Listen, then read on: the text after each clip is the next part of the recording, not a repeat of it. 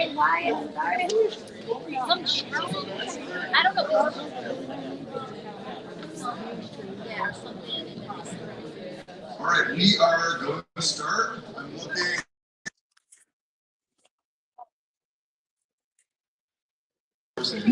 Obviously, there are 6 of us. We will do our best to give you concise answers as best we can.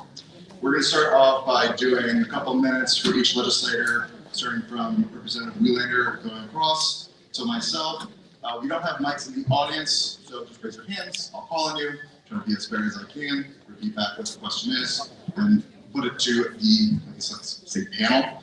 And that's really what we're going to do tonight. So let's start up. Mary, go ahead. Good afternoon, good evening, actually. Thank you for joining us on a Friday night. Normally, we don't get this many people. My name is Mary welcome to Hamden, exactly.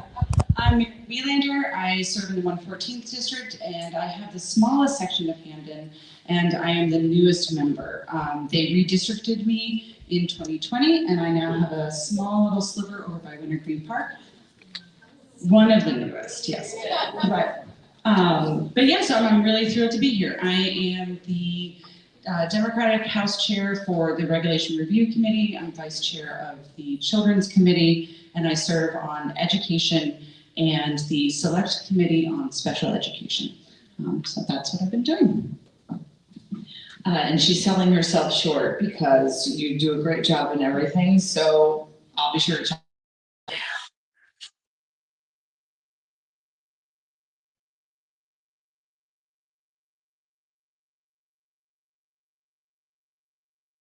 most of Cheshire and a tiny little bit of Wallingford. I am going, this is what, my 8th year in the legislature.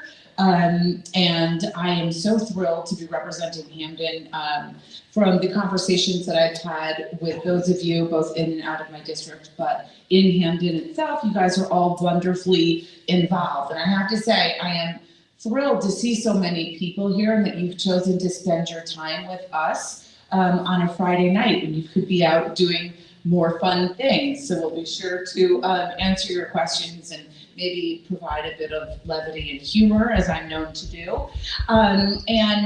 So I am a deputy speaker. I was the prior chair of the Committee on Children. This is my first year not as chair. I still have a little bit of what we call FOMO, fear of missing out.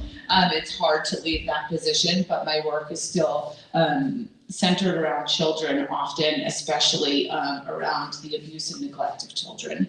That is a very, very strong issue in safety around children. And I'm happy to talk to you guys about anything you want to talk about. And I look forward to talking to each and every one of you after, if need be. Thank you so much. Thank you, Representative Linehan. My name is Lori Sweet. I'm a freshman representing Hamden's 91st District. I serve on the Housing, Higher Ed, and Environment Committee. I'm co-chair of the Progressive Caucus, as well as co-chair of the newly formed End Homelessness Caucus. Hey, good evening. I'm Steve Winter. I'm the representative serving the 94th District, which is part of southern Hamden, more or less between Edgerton Park and West Grant Park, and then part of New Haven, like the Newhallville and Prospect Hill neighborhoods.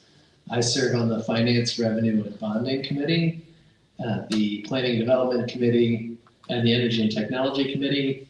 And I've tried to be involved in some of the larger conversations and decision-making around energy policy this session, and also really focused on housing policy, how we can build more housing, make existing housing safe, healthy, and affordable. So I'll pass it to Senator Cabrera. Thank you, Representative. My name is George Cabrera. I'm senator in the 17th District. Bear with me. I represent 7 towns. Majority of Hamden, Woodbridge, Ansonia, Bethany, Beacon Falls, and the southern part of Knox have about 100,000 people. Thank you for coming out today. I really appreciate you coming on a Friday evening, as my colleagues have said. It shows that you're having deep interest in what's going on, and it really is hopeful and inspires me. I am currently chairing the Insurance and Real Estate Committee in the legislature. I'm also vice chair of the Labor and Public Employees Committee, serve on Energy and Technology with Representative Winters, and I'm also vice chair of the Finance, Revenue, and Bonding Committee, and chair of the Subcommittee on Transportation Bonding. So I'm looking forward to a robust evening, and I think Senator Looney is probably up, right? Thank you, Senator Cabrera, and Senator Lewin, go right ahead. We're just doing a couple minutes of introduction. Thanks very much. Many of you know me. I'm Martin Looney, represent the 11th District, the 45% Hamden that Senator Cabrera does not represent, and as well as the City of New Haven. I'm also the Senate President Pro Tem, so I'm involved in just about all of the operations at the Capitol. So it's good to be with you this evening and to hear your interest and talk about the legislative session. We are going to be taking up this coming week, both in the Senate and the House, what we call a deficiency bill, because Medicaid account is overspent, and we need to be able to adjust that. So there's going to be an appropriation of close to $300 million out of surplus funds for the current fiscal year to pay that Medicaid bill that we will be taking up, I believe, in the House and Senate, potentially both on Monday. And we're still, of course, engaged in our budget process, which is one which is unprecedented in all of the years that I've been in the General Assembly, because we are, to some extent, knowing that we're operating and trying to do a budget which will be contingent on what's going to be happening at the federal government level in terms of the massive potential of cuts from the federal government that may impact Connecticut in various ways, particularly Medicaid, if that happens in the fall. And the federal fiscal year does not begin until October 1st. Ours begins on July 1st. So I fully expect that we'll be back into session in September when we have more information about what the federal budget is and what our potential will be to backfill in areas and to fill in state funds for the federal cuts to the extent we can. There are also other initiatives that we're planning to do at the state level, an increase in Medicaid reimbursement levels. Medical providers in some cases have not had an adjustment in 15 years, so we're looking to do that. Now we're still hoping to do some of that, and despite the federal cuts, those federal cuts could be up to $700 or $800 million to Connecticut if they turn out to be as bad as what Speaker Johnson proposed the other day in the bill. There seems to be some balking at that by some of the Republicans in the U.S. House. Unfortunately, they're balking at it because they don't think the cuts are big enough. Today in the House Budget Committee, they were short votes because people who didn't think those cuts as savage as we think they are, they balked because they thought they weren't sufficient. So that's kind of the world that we're living in. So Medicaid is a big issue. Education aid to the state is a huge issue. We've already lost a significant amount of funds because of the cuts made in the Federal Department of Health and Human Services. That's already cost us money to our state health department and to municipal health departments as well.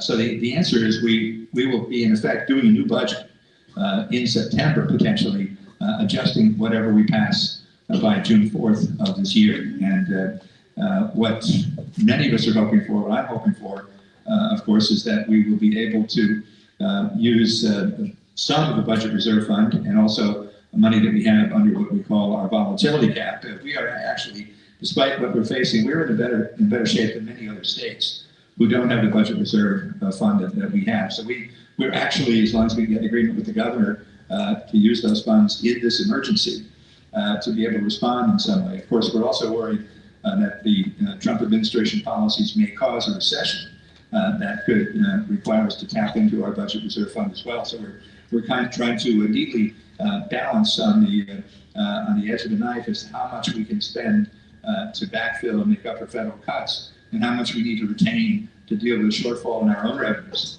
that may be caused by an upcoming recession if there is one. So there are difficult choices on all sides that we're facing and have to deal with in the next couple of months. But again, what we are doing now is trying to come up with a budget. The governor proposed his in February. Our Appropriations Committee and Finance Committee came out with their legislative response in April, and now we're engaged in negotiations with the governor, hoping that we'll have a unified response that we can pass and he can sign before June 4th. Thank you, Marty. I'm Representative Elliott. I represent the 88th District, where we are right now. I'm in my 9th year, my 5th term. I'm now the senior member of the House delegation, not quite the Senate delegation. And I am on the Finance, Judiciary, and Public Health Committee. I'm caucus co-chair for House Dems, and I am a deputy speaker and chair of screening, serving with Liz for the House Democrats. And I really want to kick it off to anybody in the audience who has questions. You have the entire Hamden delegation here. You have the president of the Senate, numerous chairs of various committees. So, Jay, go right ahead. Thank you. My name is Jay. I lived in West Woods, lived in Spring Glen before that for about 12 years, and in Whitneyville for about 12 years before that. My question kind of is two parts. I see that you provided some definitive funding numbers for us, which is great to have moving forward as we try to prepare budgets. But I just did have a couple of questions about the pilot formula and the ECS formula. Over the years, it's kind of been a source of complaint from people either on the council or the mayor's office, and maybe in other towns. But you know, we don't live in other towns. We live in Hamden, and that's our home. And just the same way you're struggling with the state budget, a lot of homeowners are having to struggle with their budgets, with the uncertainty of the tax hikes that are coming, regardless of the reason, whether it's revals, contracts. And I just was wondering if you could answer both parts of that question about the pilot and the ECS, and what kind of message do you have for homeowners who are in that same situation where they don't know what they're going to do with their budgets? Let me start with the pilot side. I've been dealing with that for years, and others may want to address the ECS side. Well, but if you look at the information we passed out, there was a dramatic increase in pilot that occurred for fiscal year 2022, and has happened every year since then. So that prior to that, for fiscal 20 and 21, Hamden's pilot was about $3 million a year, and then it doubled. It went to $6 million in fiscal 22, 6.8 in fiscal 23, 7.6 in fiscal 24, 7.78 in fiscal 25, where we are now, projected to go to 8.132 in fiscal 26 and 27. So you can see that it is more than doubled from prior to the adoption of the current formula. But the current formula that we passed in 2021 took need into account for the first time. Previously, the pilot program, payment in lieu of taxes, partially reimburses municipalities, as you may know, for the tax-exempt status of private colleges and universities, and also of state-owned property. And the problem was that the program was set up in a way that basically set a reimbursement level that applied to every pilot eligible property in the state, regardless of where it's located, what need was in that particular town. So for instance, Greenwich would get the same degree of reimbursement for Greenwich Hospital as New Haven would for Yale New Haven Hospital, or Hartford for Hartford Hospital. We changed all of that in 2021, so you can see in 22, the change. What we did was adopt a tiered formula that put communities based on need in 3 different tiers. And the most needy tier, that included Hamden, had an increase from where all of the communities were getting about 25% reimbursement. The first tier jumped up to 50%. The second tier, 40. The third tier, even the wealthiest towns, got a slight increase up to 30%, which is why we were able to pass the bill in the first place, because everyone got at least something out of it, wealthy or not. So that has been a big gain for any town that has a private college in it, or a hospital, or both. And so we were committed to maintain that. Now, the one issue is that the tiered formula is based upon need, but also the net grand list per capita of the communities where the tax-exempt property eligible for pilot is located. The original formula set tier 1, the neediest tier, with a net grand list per capita under $100,000. We're going to have to raise that because property values have gone up across the state, so that we're looking at adjusting the, so for instance, New Haven's net grand list per capita when we passed the bill was about 90,000. It's now 118. Other towns have gone up. So we're going to have to adjust the tier so that the lowest tier will probably have to be somewhere between 125 and 150,000, and then go up accordingly. But our commitment is to maintain the pilot at the current tier levels that we see projected here. I'll let somebody else speak on ECS. I'll just add to that. The major thing that we needed to fix was the way the statute was written, was that we would get back up to 70% of the funding for the town. And historically, the state was doing, I think, closer to 30 or 40%. Marty, is that about right? It was down to 25. down to 25%. And so this was a massive shift to help towns like Hamden recoup significantly more money than we had been doing so in the past. And that was really in large part due to Senator Looney.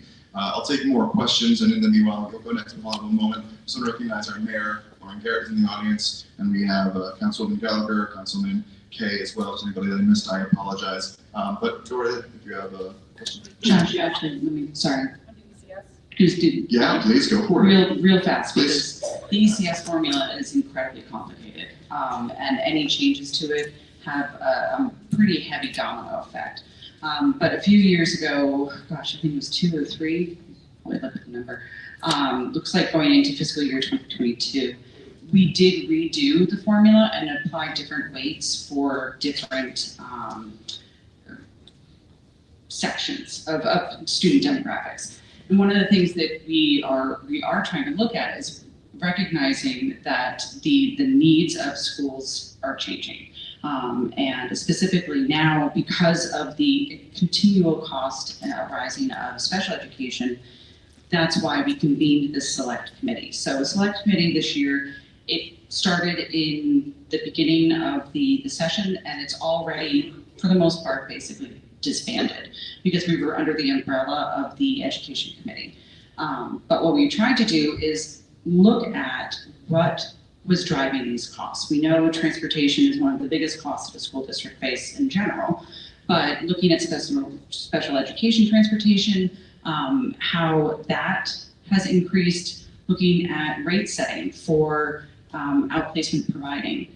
There's a huge variation of cost. Sometimes a special education student can need services that are charged at $350 a day. And then there are other places providing the same exact service that are charging $1,000. Some are nonprofit, some are for-profit, some are owned by private equity. These are conversations that we really need to have, because I don't feel, and I'm sure that the rest of the delegation agrees with me, that any taxpayer fund should be going to anything that is for-profit, especially when we're talking about our most vulnerable children. So ECS is something that I think will be continually evolving, but we are trying to ensure that more is coming to the towns that are doing in-house programming more as well. Real quick. Yeah. Your ESSER's allocation was extended for a year. February, I think through March, I think it showed there was like $25 million left in that fund. Do you have plans for that anywhere? That would be on the town side, I believe. I don't have that number. Yeah, sorry. Thanks. So, yeah, just the other row I would point out in the table here, if you look from fiscal year 20 to fiscal year 26, it's about a $30 million difference. And the other big jump is in line 2, which is the motor vehicle tax reimbursement grant. So the legislature capped the motor vehicle tax at 32 and change mils, and then is making up the difference. So this is the one case where Hamden's high mill rate is sort of a good thing for the town budget, because you can see the big jump from 22 to 23 and then from 23 to 24. So we all know how hated the car tax is and how inequitable it is if you have the same vehicle in different municipalities, it gets taxed at different rates. So I wanted to point that out as another thing that both improves tax equity and helps stabilize the town's finances. Thanks. Anyone else? Go. Hi, I'm Dr. Mike Nair, Parks and Turnpike. A lot of us here tonight are concerned about the tax rise. As you all know, the assessments went up 40–50%, but the mill rate, which was supposed to go down 40 or 50%, went down 20%, leaving us with 20% or more tax, which a lot of our fixed income residents will not be able to handle. And my question to the state is, what are the constraints that you see that make it not possible for Hamden to make use of the Municipal Accountability Review Board possibilities where you've got the expertise and the wisdom to help towns out in their financial struggles, in better planning, but also the power to renegotiate excessively debilitating old contracts, which should be reopened perhaps. Some of the retirement funding contracts and benefits contracts. What do you see as an impediment to making use of these services, which would be very helpful for a lot of our residents? Lori, will you take a crack at that first? So I get this question a lot, and I've been researching this with help from our state. There's a number of factors. I even have an email I can send you with all the different factors that would make us eligible for MARB. Our debt is, as we know, a huge problem. It's $1.2 billion. We restructured our debt and we are paying it off year after year after year. But there's a number of things that Hamden has done over the last 4 years that have really put us on the right track that wouldn't necessarily make us eligible for MARB. We have a fiscal policy now, right, where we have to keep 7% in our fund balance. We have a fund balance. The fund balance is growing. So I've run some numbers up against West Haven. I'm not sure how they operated for 9 years with a negative fund balance. They simply weren't able to pay their bills. And we are able, even with our large debt, we're still able to pay our bills year after year after year. MARB is something that the town on tier 1, that would be the mayor would have to work on that. And then beyond that, the mayor and the legislature, our town council. So that would be something we'd have to come together. It's dramatic, it's drastic. It wipes out all the contracts. I'm not sure how a mayor or town council would really function. We would lose all of our ability to really do anything around finances. Yes, the state may be able to come in and give aid, but remember, we're preparing ourselves very modestly. You can look at our vote for the special ed funding. We put $40 million more into this year's budget for special ed. We didn't want to do more because we're kind of bracing ourselves. So having the state come in is a very dramatic thing to have happen, and there's, I think, a number of factors. Again, I have a whole email with all the different things that the town is doing right. We have a fiscal policy. We can talk more about it, but I don't, it is my belief, I'm not a finance person. I come to this work as an academic and a former birth doula, but having been on the council for 4 years, it's not something I believe would be good, and I don't think the town is in that particular situation. But any town can pay its bills as many times they want if they raise their taxes. You know, maybe it's time for some help so the taxes don't go 20 or 30%. I mean, this is a drastic step.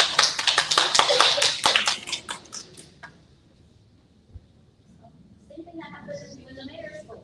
I mean, yeah, perhaps the mayor wants to address this, but usually MARB is sort of a matter of last resort for towns that have not only had fiscal problems, but have also had corruption, like the situation with money being stolen and things of that nature. So it's seen as a drastic remedy for a town that has lost the capacity to self-govern. And as Representative Sweet pointed out, Hamden has a fund balance. It has some challenges in terms of expenditures and tax rate, but it's not in the situation that West Haven was in before the state stepped in. It's not in the situation that Waterbury was in some years ago when the state took over Waterbury, and some other towns. Bridgeport had that experience as well. Hartford some years ago. So the things there were much more extreme. But the problem with the reval, with others in traffic, is that I know that what happened was that within that reval, valuations of residential property went up much higher than valuations of commercial property, resulting in a net shift onto residential from commercial.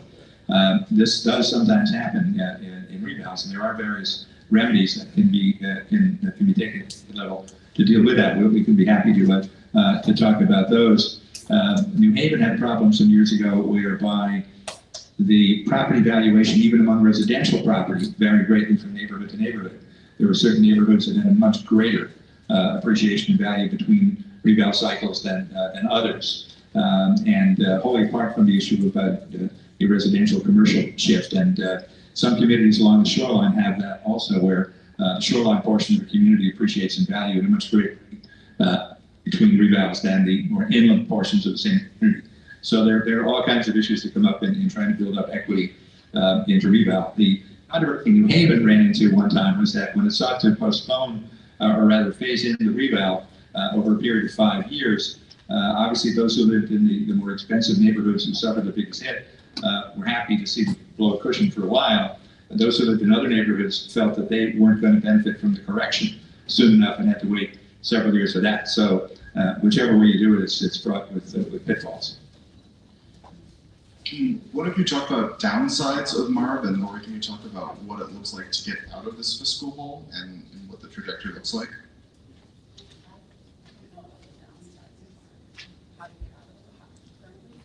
Sure. Well, there are two separate questions. One is the upside of MARB would be that we can break contracts, we get state oversight. I think there's a lot of conversation about what the upsides of MARB are. I'm just curious if anybody on the panel knows what the downsides of MARB, knowing historically what has happened there. And then I'm also curious to talk about, in terms of having the fund balance, what the history of the fund balance is, and if there is a plan to get us out of that $1.2 billion hole that we're in. I can definitely talk about the plan. So I think it was 2021, we restructured our debt, and then so every year we're paying $30 million into that debt that we owe. So that is a large chunk of our budget every year. And so we're, as a town, as a council, committed to paying that. It's going to be into the 2030s until we do that, but that is a result of not paying our bills. So this is what happens when we don't pay our bills, when we put things on credit cards. Those bills come due. We have to pay pensions. We have to pay medical. So we're on the right track for that. I don't know if anyone else has an idea of the pitfalls of MARB. Again, I just was looking at brackets of, what would sort of make us eligible. I can just say briefly, so I am a member of the Public Safety Committee, and we have heard from Waterbury time and again about how difficult what being under MARB control was.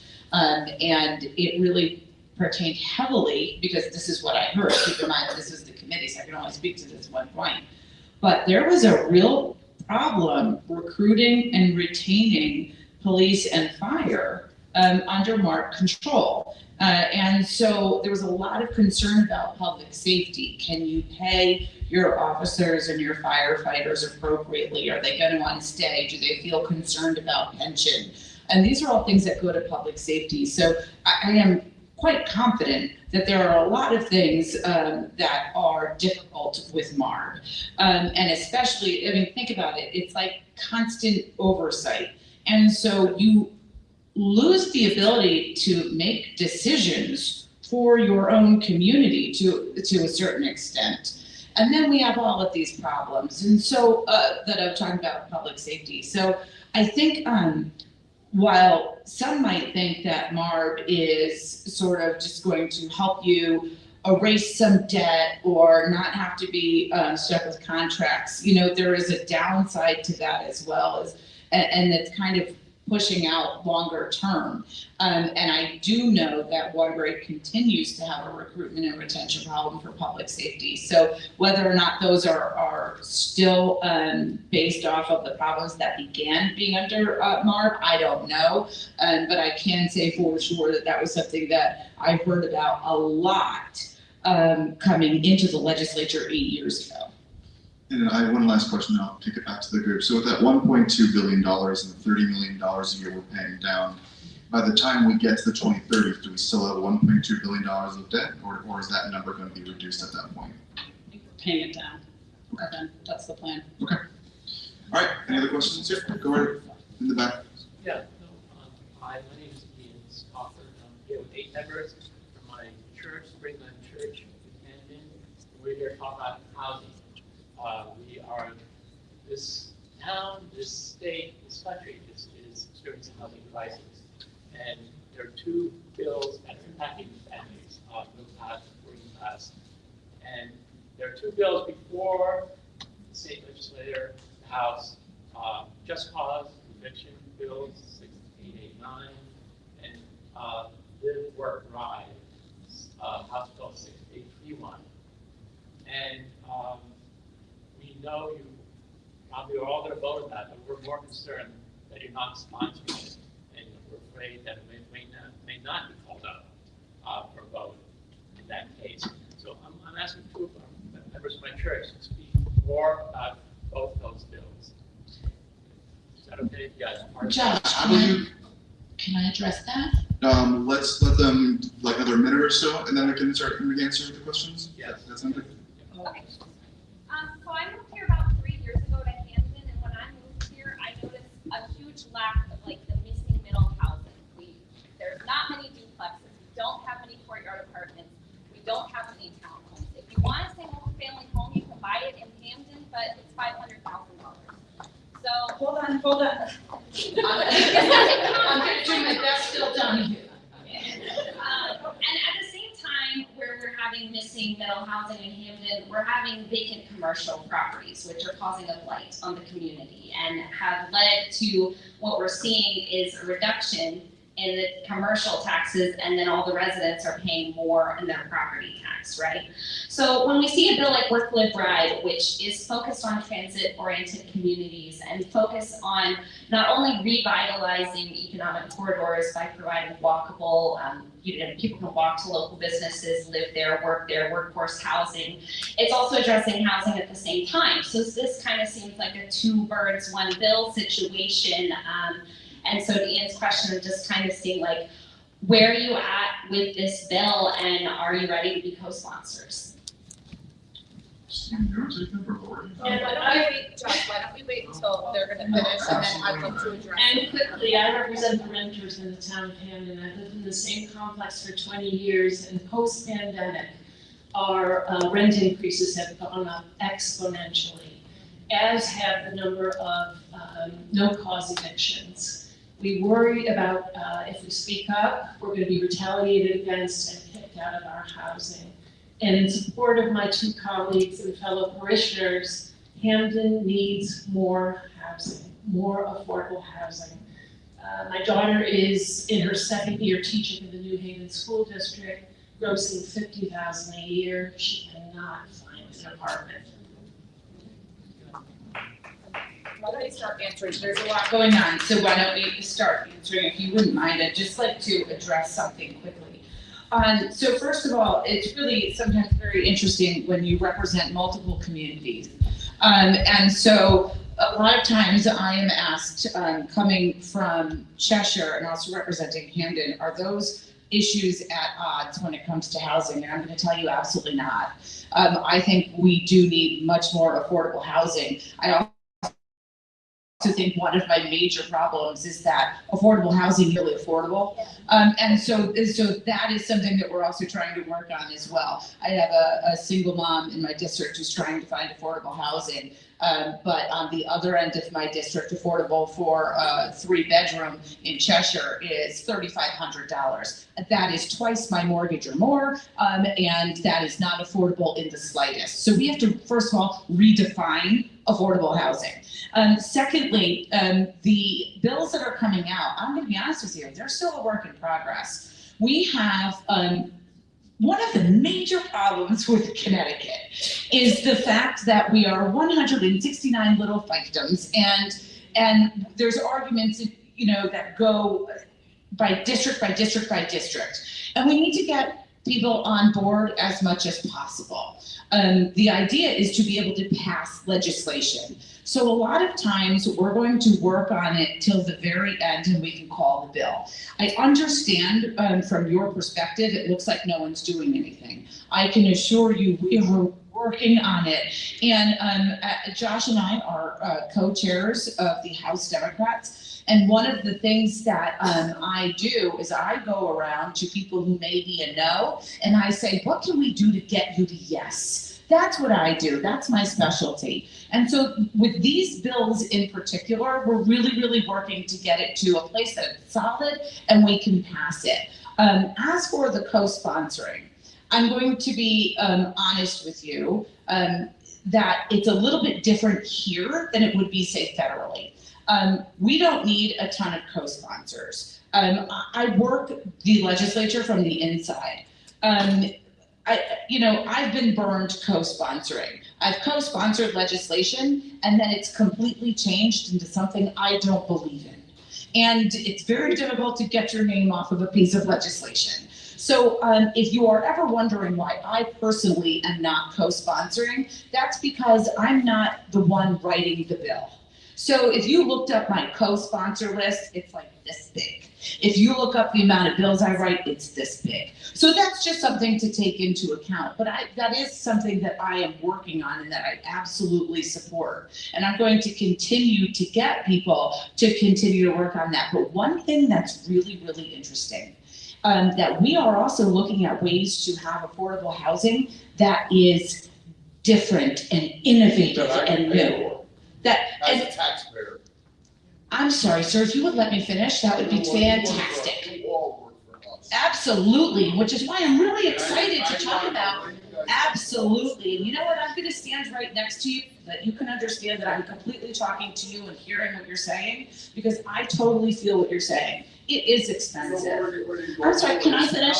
I'm gonna just finish about Propel CT. Propel CT is a new idea that's coming before the legislature, and it's gone through bonding and it has an appropriations for bonding right now. What Propel CT does, it's different than your typical housing where we're building big apartment buildings and only 20% need to be deemed affordable, and that kind of means that places like you might be looking at would still be able to be very expensive. That's a huge problem. What Propel CT does is it actually creates the ability for the state to purchase housing, real houses, condos. I'm sorry, just 1 second, please. I'm still not done. And so what happens is that they purchase it at a low rate, fix it up, and then rent it out as affordable. Deeply affordable. And then that money comes back into the state and allows them to buy more property. And this is for single family homes. And this is doing what businesses have been doing forever to make profit. But what the state would be doing is actually lessening any profit, because we're not looking for a profit, we're the state. And instead what we're doing is then repurchasing more homes in order to be affordable. What that does is it brings the cost of the rent down, so it actually becomes affordable, and it allows single family homes to be, rented in these wonderful communities, and then it also brings more money back in to buy more homes and more homes. And then the state is in control of that. And you know what happens when the state acts as the landlord? You're cutting out those people, those companies, those slumlords who won't come in and fix anything, who ignore you as the tenant. And so we're going to have to definitely talk about that, because your fantastic mayor has been working with us to actually be able to, because you know what, of all the places, I'm sorry, that is a town, I can't do that. I'm going to jump in here. So we have an hour and 20 minutes left. So this is a wonderful program, and I hope you look into it, and that's going to be part of that bill. Listen, So wait. So I understand. We have an hour and 20 minutes. It's about 100 people here. I know you have a lot of thoughts. That's the biggest stuff. Everybody does. That is the huge I stuff. know you We just have. got reassessed, and we have a high So bill rate. let me I explain sent this. an email to the mayor Joshua, in December. If I might And said she replied that she apologized because she recognizes that we're all gonna have to pay a lot more taxes come July, when the reassessment and our mill rate is still high. So now, at least I can afford it. Yeah.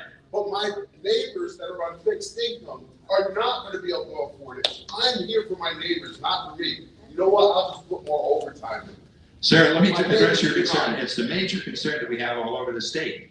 And that is, How are you gonna help these people? well, listen and I'll tell you.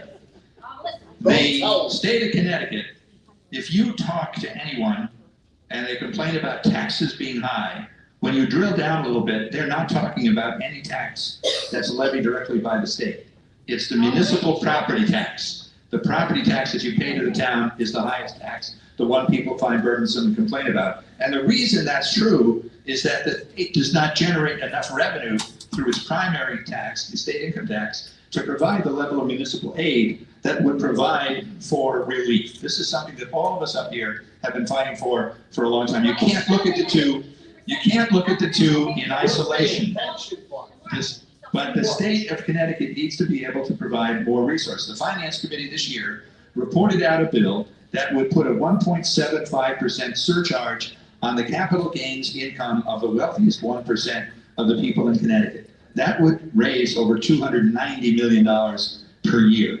Now, the governor is opposed to any increase in taxes, even on the wealthy, believes that it might cause them to move out of the state. The Democratic Party in the legislature largely supports that proposal. The answer is making our income tax more progressive at the higher end. We've already done it at the lower end. In the past year, we lowered the tax rate at the lower tiers of income in 2023. The problem is, when we passed the state income tax back in 1991, the only thing we were able to get the votes for was a flat tax of 4.5%.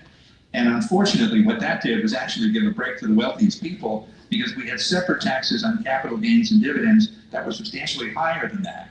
And they got a break in their taxes because the only thing that could get a majority in both chambers was a flat tax of 4.5%. So what we've been doing for the last 30-something years is trying to build more progressivity into the state income tax, which we've done at the lower end, and the challenge remains at the higher end, because that's where the money is. And we will not be able to provide the kind of substantial relief to municipalities that we want to do and that you need us to do until we're able to generate more revenue at the higher end. You guys are really not getting anywhere.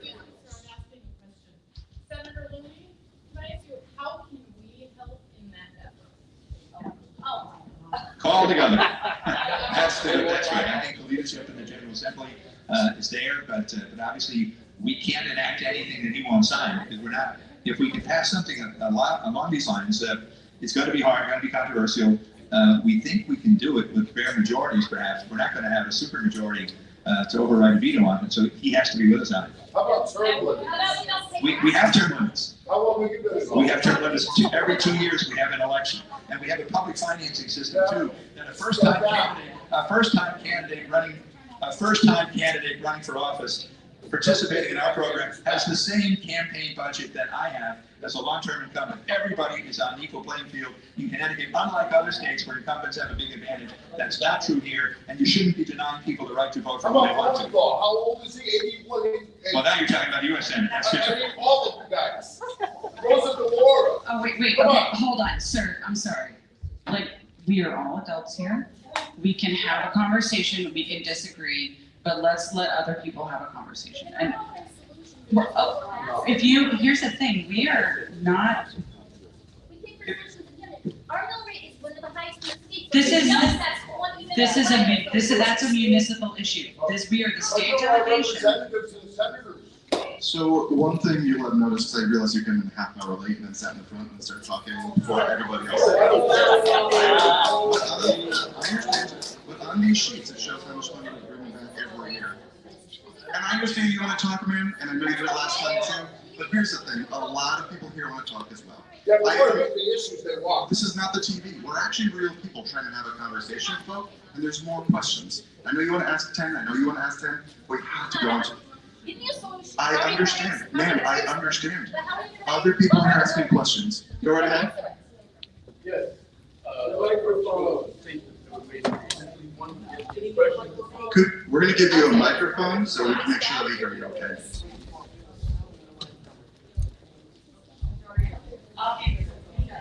By virtue of the comments that were made earlier, you get the impression that all of you are familiar with the town's outcry in reference to the revamp. Now, if you can, please give us a synopsis, because one of the options in dealing with that is to defer that for a year. So if you can give us a synopsis in terms of the simplicity in doing that. Okay. The other part of my question and concern is that, expenses. You touched upon that as well.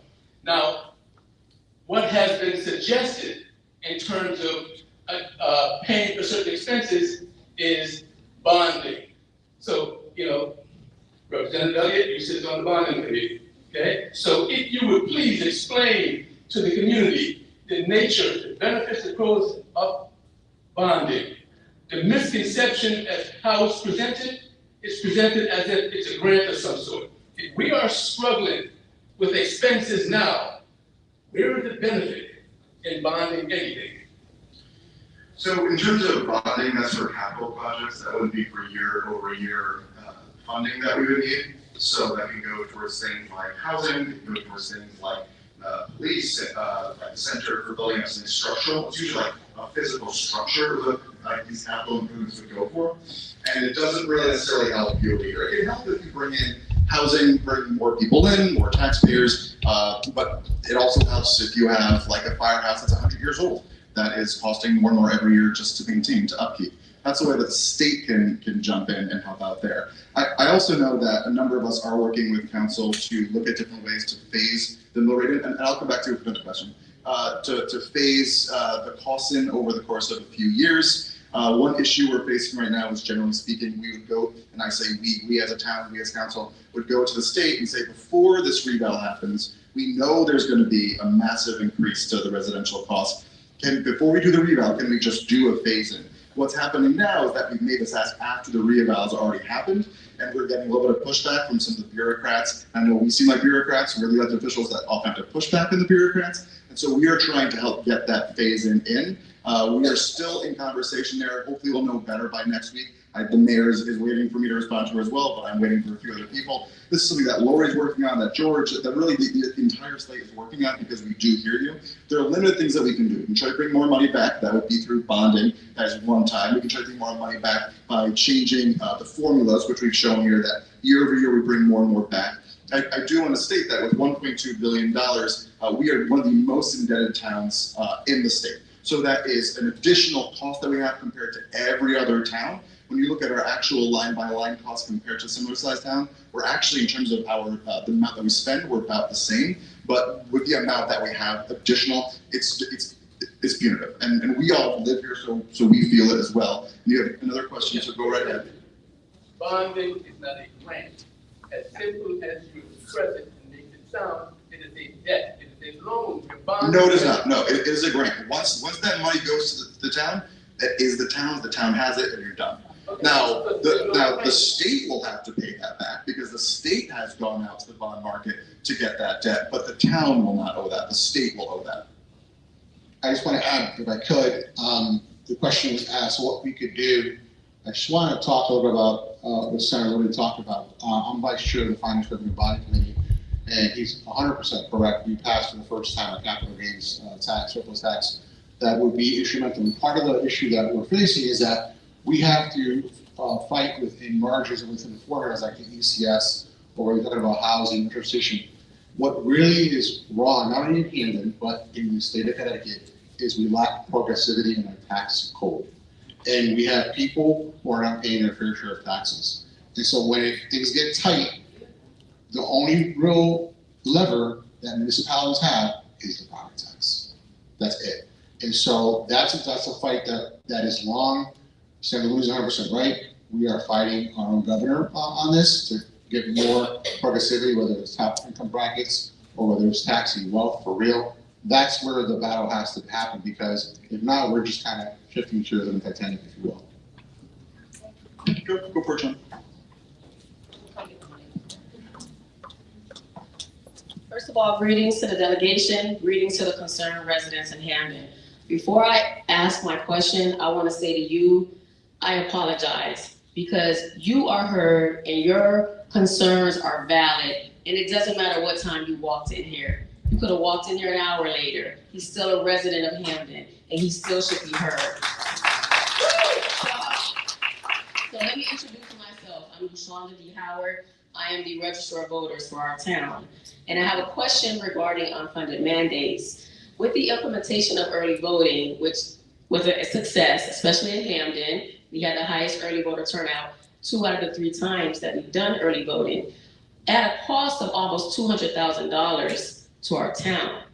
We received about $14,000 from the state to offset that cost, but $200,000 and $14,000 didn't really offset the cost, right? So my question to you all is, long-term, what is the plan to assist municipalities like Hamden who are already in dire financial straits? What's the plan to assist us with these continuous unfunded mandates? Good question. Come from here.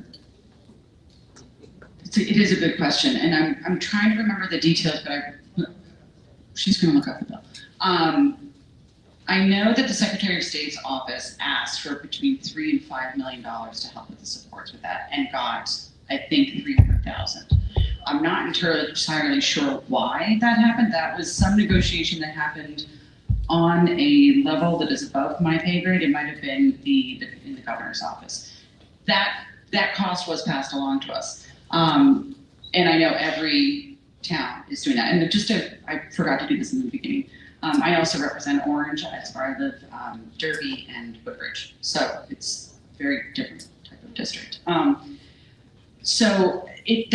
Thank you for doing that. I think everybody who helped work on the elections, it was, I know, a lot to be thrown at you and a lot of additional work that had to be done very quickly, and it was a cost. And so now that I think we have this baseline understanding of what the cost may be, we're going to start having conversations about providing more assistance, and looking at, do we need 2 weeks of early voting for special elections when 300 people show up in total? You know, we want to make sure Except in Hamden.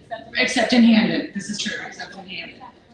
But again, there's a massive disparity between some places that have great turnout and others that don't. We want to encourage turnout, but we also don't want to put that kind of a financial burden on any municipality that they then have to pull funding from something else. So it is I think, a beginning of a conversation about it.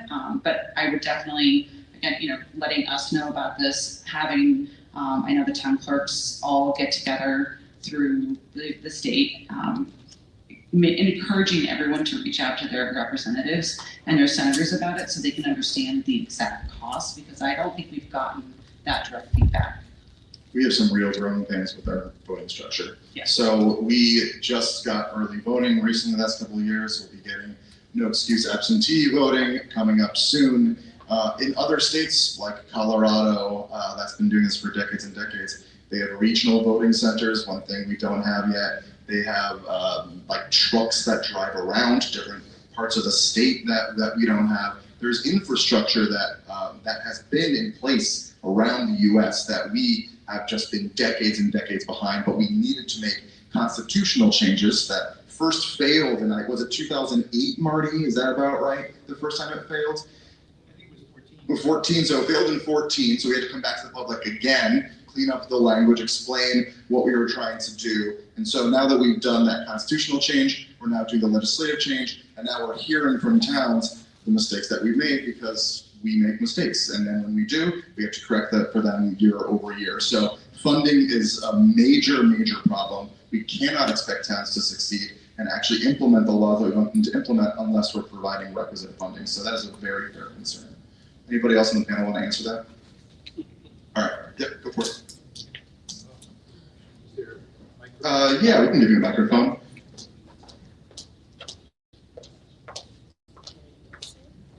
Among the things that have been said tonight, what struck me most was Senator Looney's comment about the need for progressive income tax, and the need for us to support that, and vis-a-vis the possibility of the governor's veto.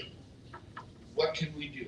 I didn't quite get what we here in this room can do to support that. Well, as I said earlier, I think the effort is to concentrate on the governor to get getting to change his mind about, in particular, the tax on capital gains that the Finance Committee voted to tax 1.75%, but only at the top level. Only the very wealthiest people, would be about 16,000 taxpayers would be subject to that. But there's so much money there that it would raise about $280 or $290 million. So there's tremendous wealth, tremendous disparity. And just one thing I wanted to point out, of course, you're aware of this, is that the property tax is really a tax that is regressive in so many ways. Because, I'll give you an example, I did a study between New Haven and Greenwich. So if you have a valuable property in New Haven, probably one of the best houses either in Westville or East Rock area, its assessment or its valuation, its market value might be about maybe $875,000. Its assessed value is a little bit over $600,000. And its taxes are about $24,000 a year. In Greenwich, someone who is paying $24,000 a year in property taxes has a house, the market value is $3 million. Its assessed value is $2.1 million. And they're also paying $24,000 a year in taxes. That's where the inequity comes in. So in Connecticut, when you look at the property tax, either as a percentage of the value of the property, and in that example, the property is about 2.8% of the value of the New Haven property and 0.8% annually of the value of the Greenwich property. And so if you look at it as a percentage of the value of the property, or if you look at it as a percentage of the income of the person owning the property, because the person in Greenwich is obviously going to be wealthier because he's able to own the $3 million house in the first place, as opposed to $875,000 in New Haven. So by either measure, it's quite inequitable. And that's why we have to provide relief on the property tax through the state. And the only way we can do it is through more revenue coming in through the income tax, because the property tax is really an outdated measure of evaluating wealth. In an agrarian farm society, it was an accurate way of doing it. My mother grew up in Ireland on a farm, so did my father. They would always talk about, and it was an accurate measure. When they were describing a farmer in relative wealth, they would describe it in terms of how many cows that farmer had. So Farmer O'Brien had 12 cows, and Farmer Casey had 24. And so Casey was always more wealthy because not only did he have more resources, more cows, he had more grazing land and everything. So the amount of land you owned was a proxy for wealth. That's not true here now necessarily, because you can have two houses right next door to each other in the same development and the same value, and you think those people are maybe in the same circumstances, but they're not. For one family, that house is the most they can possibly afford. They see that as the one asset to build equity. Everything they have goes into that house. They're struggling to pay all their other bills, to meet their mortgage and their taxes is on their mind constantly. The house next door, a much wealthier family, they decide that they could have a more valuable house, but they would rather have discretionary income to spend on other things, vacations, collections, philanthropy. So owning a house is not a proxy for true wealth anymore, the way it was in an agrarian society. And it all goes back to the capacity of the state to provide more resources to equalize the property tax value and to have towns less dependent upon it, because it's the one resource that we leave to the towns to raise money. Apart from the state grants they get, they have to depend on the property tax. I'm gonna do 1, 2, and then 3. If I call Governor Lamont, he won't respond. How do we pressure Lamont? He'll know how many calls are coming into his office. He doesn't have to talk to people personally. He will, his people will know it. Yeah, I would just add, like, not just call, email, show up. And if you want a list of perhaps some Democrats around the state, I can give you that. Because, the truth is sometimes the struggles we have are not only the governor, but ideological in the legislature, because we're a big legislature. Don't forget, we're 169 different towns. And even in some parts of the state, some people don't want progressivity in the tax code. And, through Senator Looney's leadership, we were able to get this provision out on the Finance Committee, but he's had many other. We had tax proposals on second homes that were worth over $2 million, I think it was. There's been proposals on private equity. There's all kinds of things. That's the real culprit, because all we have in Hamden, but in every other municipality, really, is that lever is the property tax. That's it. So when the market goes south, when you have a housing crisis like we currently do, things get tight. Good news, everyone's value went up. Bad news is our property taxes not went up. Just quickly, bottom line is, it's going to be time for the governor to run for governor again. So the best thing you can do is be loud, because this is the time that whoever decides to run for governor, they need to hear what you want. Go for it. Do 1, 2. Hi, I'm an AARP volunteer. I am up at the state capitol in my red shirt often. I'm sure you've seen me there, and you'll see me again in the next couple of weeks for certain. And that is an offer for any of you who would like to volunteer with AARP so your voice can be heard up in Hartford. I welcome you to become a volunteer. For you folks, I have one ask and a couple of offers. One, it's also an educational organization, and we offer many workshops valuable to your constituents.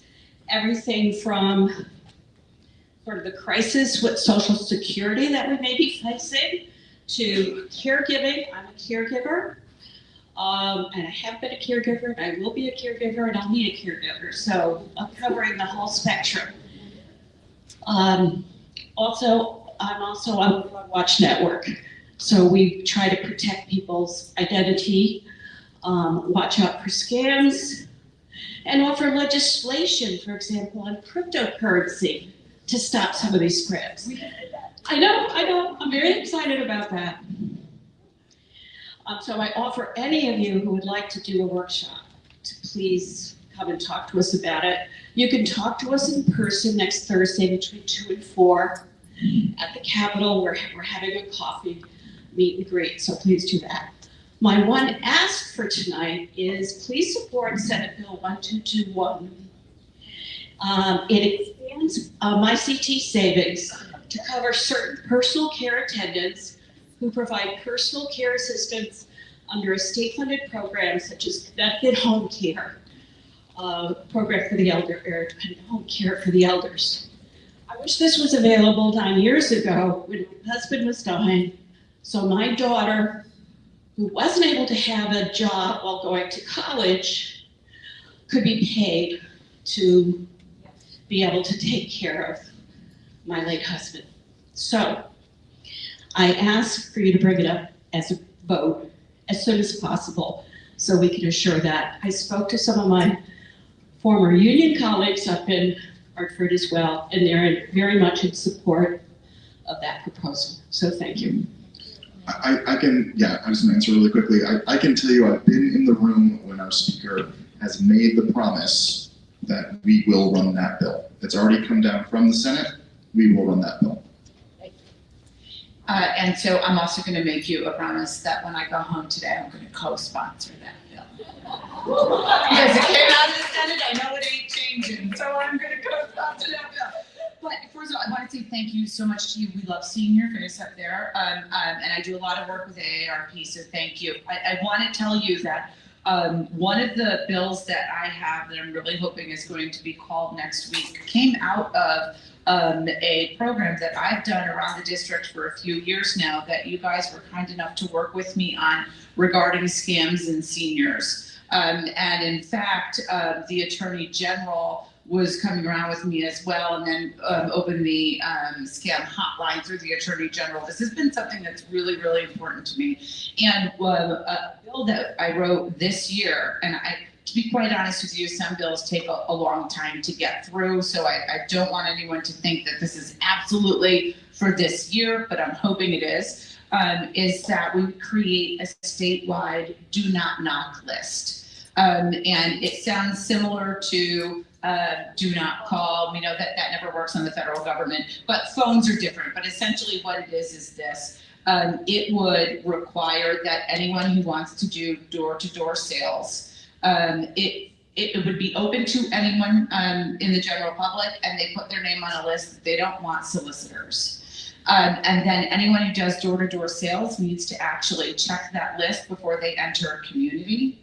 Additionally, what they have to do is within 14 days of entering the community to go door to door, that they let the municipality know who they are, what their uniform is, what they will be wearing, what ID they'll be having, what hours they'll be knocking, so that people can look up on websites or social media to ensure that the person in front of them is actually with the company that they say they are.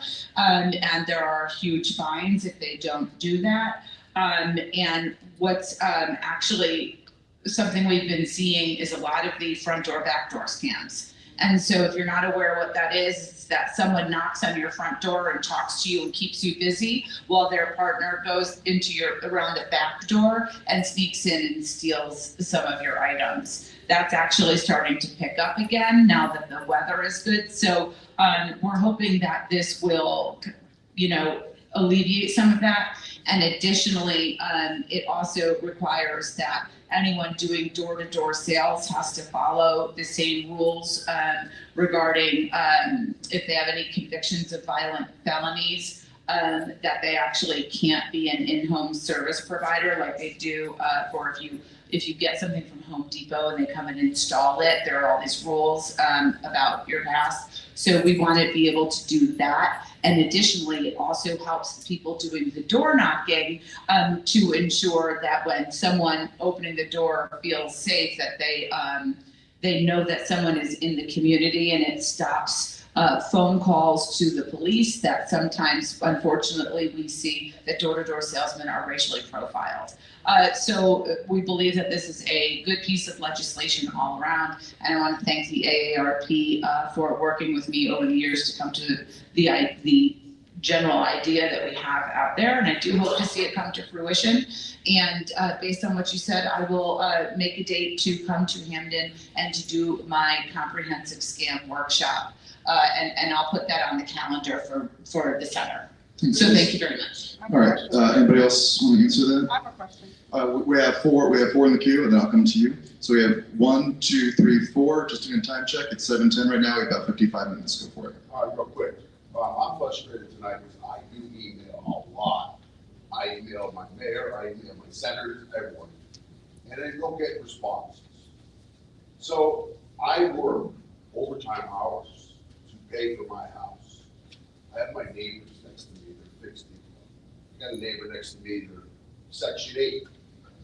So all this talk we're doing about things, and I'm wondering, we're talking about, okay, Greenwich doesn't pay taxes. Well, what do we do on the intern for these people that live in this community to embrace them, to tell them, no, you're not going to lose your home because you can't pay your mortgage, because you can't pay your taxes. I advised the mayor back in December, I emailed her, and I still have that email, that after they reassessed our houses with the existing mill rate, we were going to be through the roof. Back in April, I get an email confirmation from the mayor saying, apologizing to the citizens of Hamden because we're going to be hit with a large tax increase. I want politicians who we vote in listening to us and not going into an office and disappearing. I not only ask the mayor for stuff, I'm very proactive in my community. I put planters out on the road, I clean up around him, I do a lot, and I'm not asking for any credit or nothing. I do it for my community. And when I don't see my politicians as interested in my community as I am, I have an issue with that, because we the people, put you in those positions to represent us. And not to be stressed out over losing our homes. I don't think that's fair. And now we're at this point is we don't know what we're going to do if these legislations don't pass to come July, when all of a sudden now people aren't going to be able to afford their homes. I'm very concerned about that. I don't ever want to be a politician. That's not who I want. That's who I am. I'm a citizen of Hamden, and I look out for the people of Hamden. I help out people as much as I can. And I want you guys to share that same energy that I have. It's not right that you guys disappear in your offices and that you're stuck in the legislation all the time. And I believe sometimes if you're in there too much, you forget about us. And that's the way I feel. I just want to acknowledge, and put my glasses on because my eyes are faded, that we are seeing you, and thank you for coming out tonight. And I think your frustration is completely understandable. And just to, this isn't an excuse, but with 4 towns and 3 teenagers, sometimes it's hard to be out there all the time. So if we are not as visible, it can be a challenge, but I appreciate the feedback. I think what we need to start doing is recognize on a legislative levels, recognizing that we are not in the same time frame that we used to be, where our talking about property taxes, that for the most part, things kept pretty steady and you could budget for that. And now it's a lot more up and down and volatile. Perhaps that means we create more housing programs or programs that can allow people to apply for a grant if they have something that comes up unexpectedly, because so many of us are, working paycheck to paycheck. And my husband works 2 jobs, and he does the same thing. When our kids all, needed braces, it was like, okay, I'll put in some extra hours. But not everybody has that luxury. So is there something that, if something comes up, can we cover 6 months of your property taxes or your mortgage payments? Is it, 0% interest loan or 1% interest loan? Something like the down payment assistance programs that we have that allows you to get into a home, but we have to make sure you can keep it. And if we are in a cycle of, we had the same thing. Orange had to do a phase-in because the property taxes, it was insane. I could not afford the house that we live in now. Like if I had to rebuy it, there's no way we could live in that town because of the way that the property prices have just gone through the roof.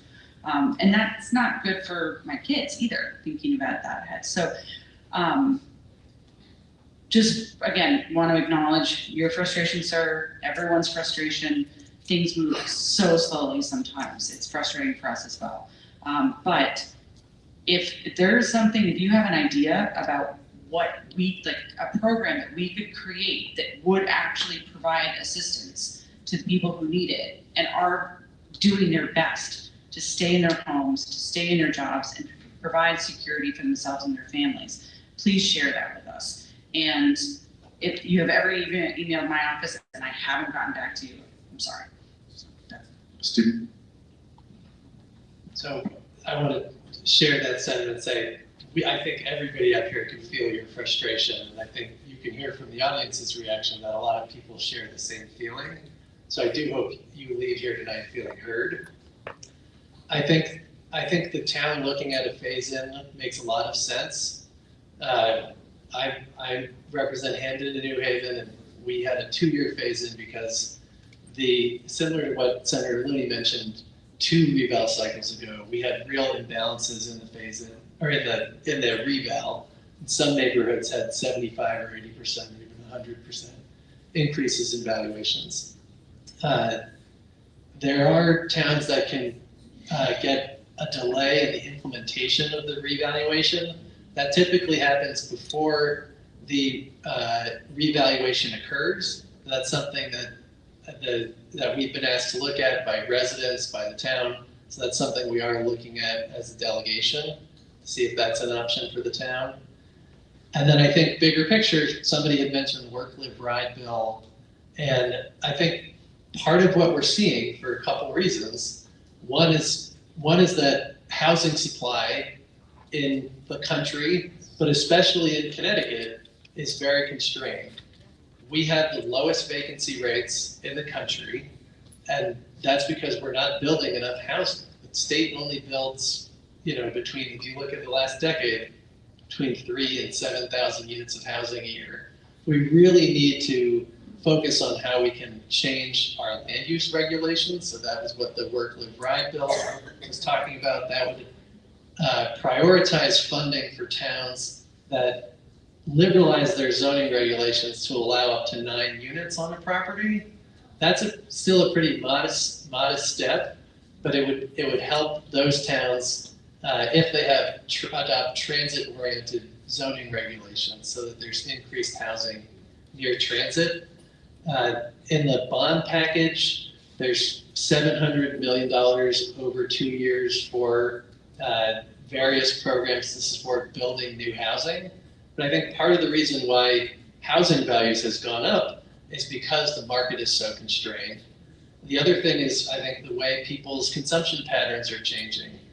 People purchase a lot more things than they used to online, and that has contributed to a lower valuation for commercial properties. There's also funding in the bond bill for what the governor's office is calling a Grayfields program, which would help identify strategic properties that are currently underutilized or blighted commercial properties and help convert those into housing. So I think Senator Looney had mentioned before the need for more progressive taxation. That funding could be plowed into town budgets to help lower the impact on homeowners and property owners. So that would be increasing taxes at the highest level. But I think we also need to look at how we can broaden the tax base by building more housing. And I would just jump in to also say, I mean, that was an excellent answer, Stephen. Just to say that this issue of our regressive tax structure is, to me, maybe the most important thing we can focus on in the state. We have a study that's come out 3 times over the past 10 years that shows the more money you make, the less you pay as a percentage of your income to state and local taxes, and that's specifically because of the property tax. And it's slow work, and we have probably, of the 151 state reps, maybe 75 to 80 that agree with us. Certainly the majority of the Senate, and making that shift is very, very slow work. I mean, your frustration about what's happening in terms of the management of the town, I also hear you. A little bit less that we can do, certainly we can bring more money back. But as an overall structure, you're not going to find any one of us disagreeing with you. Everything you said, we completely agree with. If I can just add on that, obviously everybody's concerned about the current reval in Hamden. As of right, the town could do a phase-in of up to 5 years. You can phase in up to 20% a year so that the change is not so dramatic. What the town is looking into also is whether or not it can not only postpone not only do a phase-in, but also postpone the adoption of the new grand list for a year. That is more problematic, but it's something that we're working on. I spoke to Speaker Ritter today.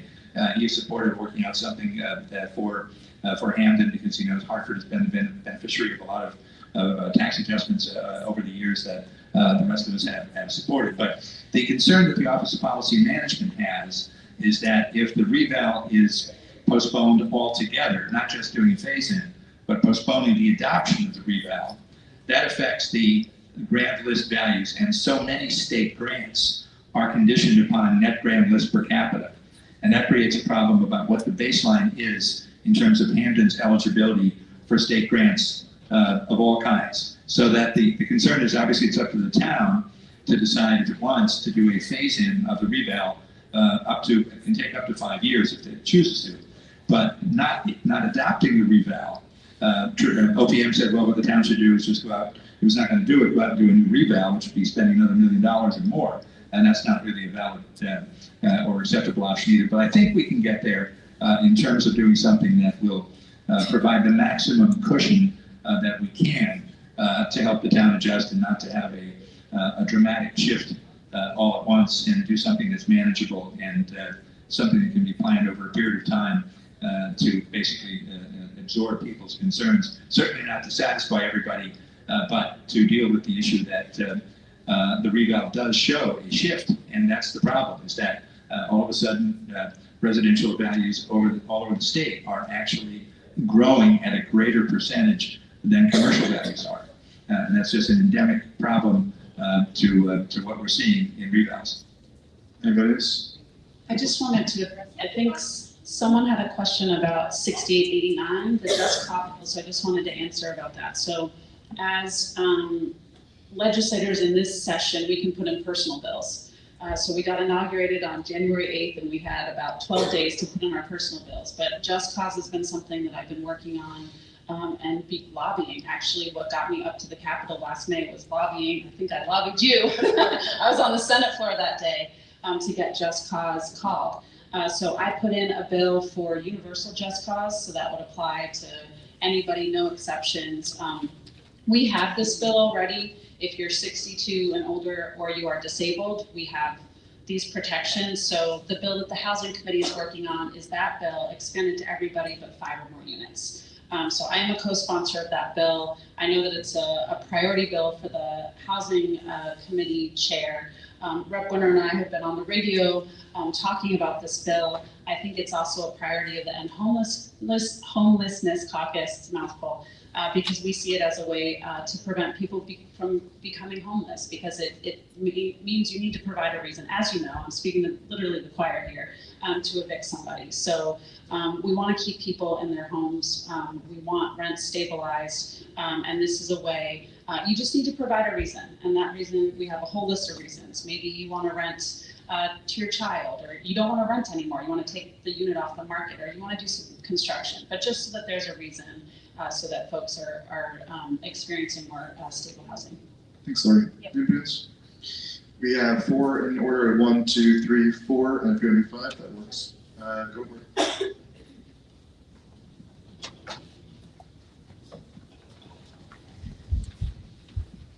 Thank you so much. My name is Shamika Jeffries, and I'm in the 9th District. I live on Russo Drive. And I just wanted to say tonight, I was one of the people that I think when, are you Josh Elliott? Right. You sent out the question as to, what we wanted to ask you all. And I now understand why my question was what it was, because I said I would like for you all to describe what exactly your roles and responsibilities are to us, the people of Hamden, right? And so tonight you all kind of answered me a little bit, because you said, well, you represent not just Hamden, but certain other districts and everything. And I think the majority of the people here, myself included, thought that you all could speak directly to the perils of us here in Hamden, because that's where the real problem is. And so as a representative, I was listening to how State Representative Linehan responded to the ARPA woman. Not the ARPA woman, you're not the ARPA woman, but the woman who had the ARPA, right? And, with the AA, sorry, I'm thinking about those $24 million that never made it to the community. I'm sorry, the AARP woman, and the way you answered her is exactly the way we want our administration to answer us. Like if we have an issue, you know what you said, and I know you know what you said. You said, tonight, I'm gonna go home and vote for it, right? And that's what we want to hear you all say. Tonight, we're gonna fight for you. Out of the $2.3 billion that the state has in undesignated funds, from what I understand, I need somebody to go back to the state capitol and say, we're fighting for Hamden to get some of that money to bail us out, right? We need a bailout. And so when you think about taxation without representation, right? I remember that phrase in middle school, and I didn't know what they meant. Now that I'm an adult, I completely understand what it means, right? I'm getting taxed, but I don't feel like I have anybody to represent me. So my question to all of you on the panel tonight, and I really would like for you to answer me this, because I see you all deferring to us on how we can help you, but as our elder statesmen, those who sit in those high levels, those offices, I'm sure Hamden, the situation we have here is not just, just to us. I'm sure you've seen this happen to other towns. What would you do to help us in the current situation that we're in right now? If I could wave the proverbial magic wand, right? What would you do to get us out of this mess that we're in? If you were mayor for a day, what would you do on day one? Thank you. I'll take that question, and I'm also happy for any of you to take it as well. So I heard 2 parts. What do I see this role as being? And also, what would I do with the magic wand?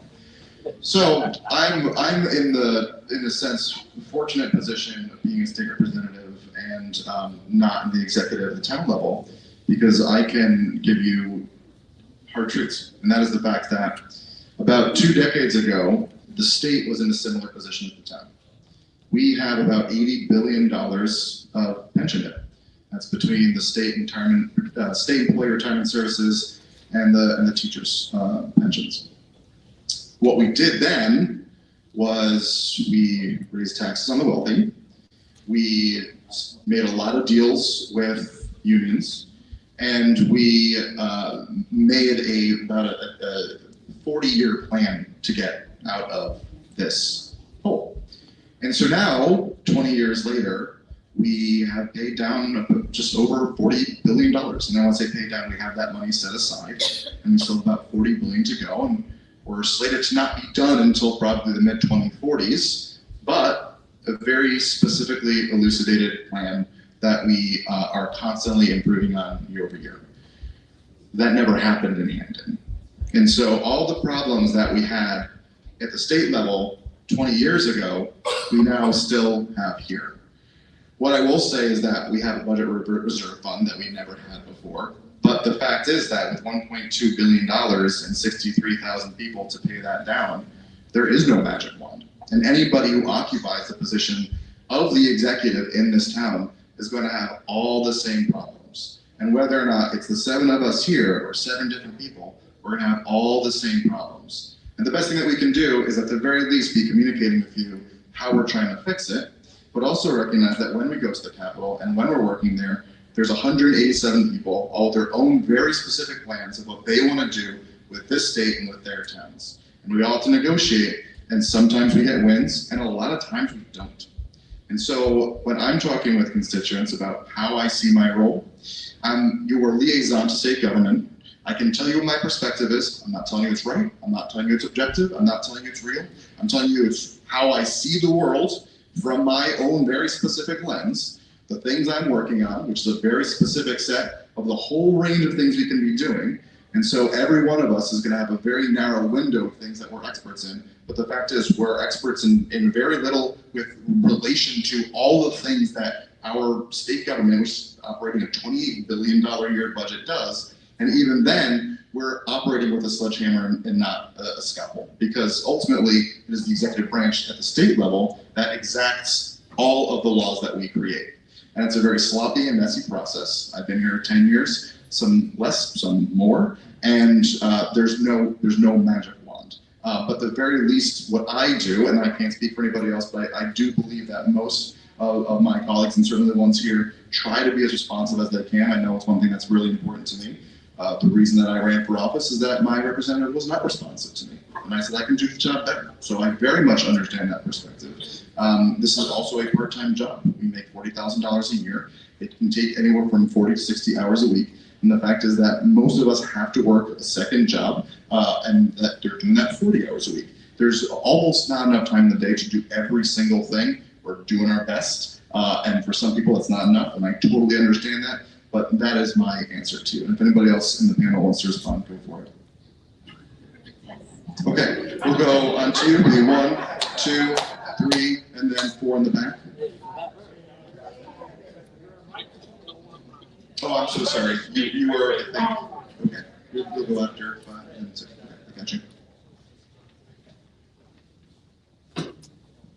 I have Siri, and I just heard her say to me, "You've got to speak louder." In my hearing aids. I'm Fred Morrison. There are a group of us here from Third Act, and we're a group of people over 60 that are very interested in democracy issues and in the environment. And we wanted to first of all thank Senator Looney and Representative Sweet for their support for 2 bills that we're very interested in at this point. One is Senate Bill 5004, and the other is House Bill 500. We're in Senate Bill 9, which I understand goes to the House. It's been passed in the Senate. And so we wanted to thank you for that, particularly. And also, we wanted to get some assurance that, because the rumors we hear is that there's pretty good support for those bills within the legislature and they're likely to pass. Is there any concern we would have that the governor might not sign those bills? Well, I think, first of all, Senate Bill 9, which I'm very pleased we passed this week, a lot of the content of that was based upon a bill the governor himself had sponsored last year, Senate Bill 11, in last year's session. So that was one that had strong support in the Senate. I believe the House has an interest in it as well. We certainly have an interest in taking up the House bill, the House environmental bill that was sent to us. So I'm confident that both bills will pass this year. And the governor will sign? And I believe he will. I have not heard any indication that he's, we sometimes hear indirectly from the governor's legislative liaisons from various departments about whether or not they have a problem with the bill, and start to lobby indirectly that way rather than have the governor come out and say what he directly thinks. We sort of hear indirectly, and I haven't heard anything indirectly that he has a problem with either one of those bills. Simply we're 1, 2, 3. Josh, can I just say something real quick Yeah, on go that, for it. please? I want to thank you guys so much for your advocacy. We have been trying for years to get legislation on neonics and rodenticides. This is something that is so close to my heart. And when we were, I think it was 2 years ago when it was PT'd from the floor of the House. I mean, I was literally brought to tears with frustration. And I do have a condo complex in my district who I actually went out and I fought them outside the district because they're putting the rodenticide boxes out.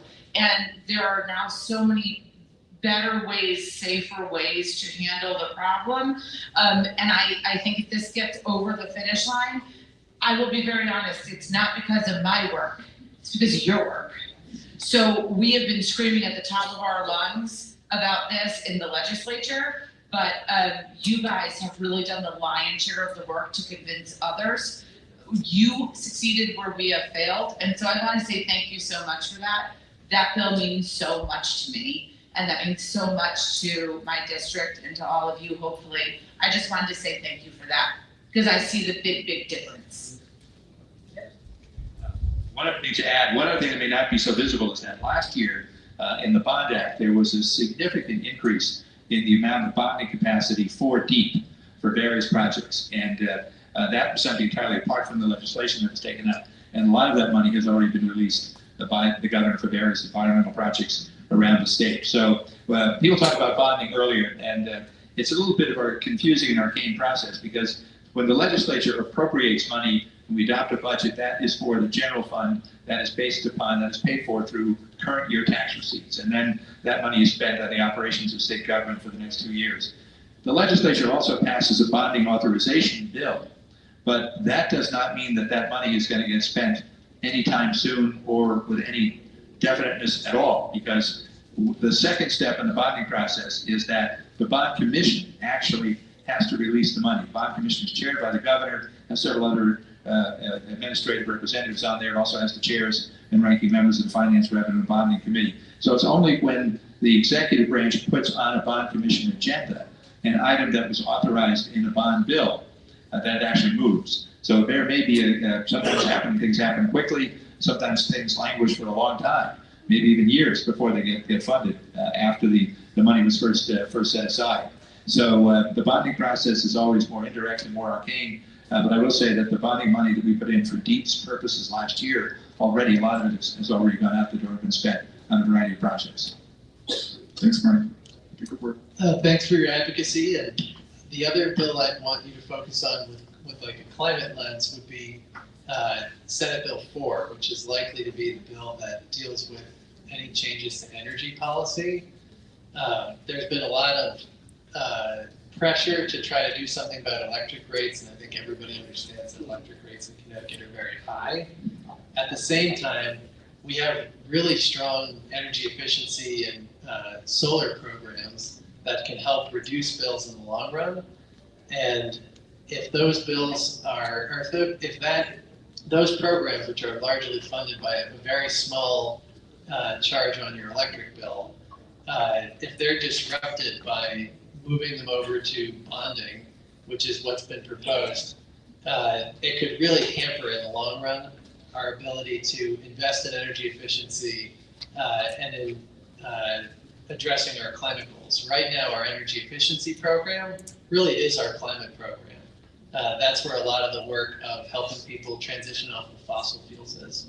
And the other thing I'd mention is 5004 passed, which I'm thrilled about, and it sets a 2050 goal for zeroing or net zero carbon emissions for the state. Previously, the goal was 80%. But some of the ways that we get to that goal got taken out of the bill. And so if we were to, for example, looking at geothermal systems that can help provide clean heating and cooling with reduced electricity use. And then looking at our gas system, the state's made a lot of investments in natural gas in the last couple decades, but other states in the region are looking at where they can wind down investments in their gas system, because investments in our gas system typically last 40 or 50 years. So if we have a climate goal that's 25 years away, we're making investments in something that could last for 50 years, we could end up with a lot of what are called stranded assets, or things that we're going to have to pay off later, even if we're not using them. So those pieces got taken out of 5004, but could potentially live on in the energy bill that's 704. It passed with not a lot of fanfare, but we finally got release-based regs. So that's going to be crucial for Hamden. I put in a bill for passive recreation, but that is encapsulated in the release-based regs. That's going to be wonderful for a site like Six Lakes, so that there's an appropriate remediation standard that really fits the site. So it should be cheaper. I think our Six Lakes, I've got my sticker here. Our Six Lakes Coalition is working with DEEP. That reminded me when you said that, Senator Looney. They're very good about coming and bringing us an update. So I think end of May or early June, we should get an update on the Six Lakes property, and hopefully we can continue to put pressure to remediate 102 acres and get it turned back to. Just going to follow that up. The Regulation Review Committee, we also just passed the Transfer Act, which was, again, very kind of low fanfare, but a huge, huge development, because it allows for someone to come in, purchase a property, and revitalize it that has been labeled either a brownfield or blighted, and it takes away this enormous amount of liability that was with it. And so I think we're going to be seeing a huge amount of property transfers that are going to be coming in for things that have just been abandoned for a really long time, because people are going to be looking at those places and seeing it as an actual investment and not, like I said, a liability. All right, next we have just about 25 minutes left. So just in terms of expediency for questions and answers. So I believe we're 1, 2, 3, and then the fourth person I think may be left. So I'll restart that count in a second, but go for it. Hello, everyone. As a Hamden resident and a member of Local 34, I first want to thank you all for your support of MG and HB 6904. It is important for us looking at what's going on labor-wide, and the fact that Pratt & Whitney is now showing the first since 2001, kind of scary. So thank you as much as anything. I appreciate that. And for my fellow residents of Hamden, if you don't like the way this town's being run, vote in the primaries. Vote people in or out. And if you don't participate in the primaries, you're going to end up with the same candidate over and over again. Any comments about that before we go into the next?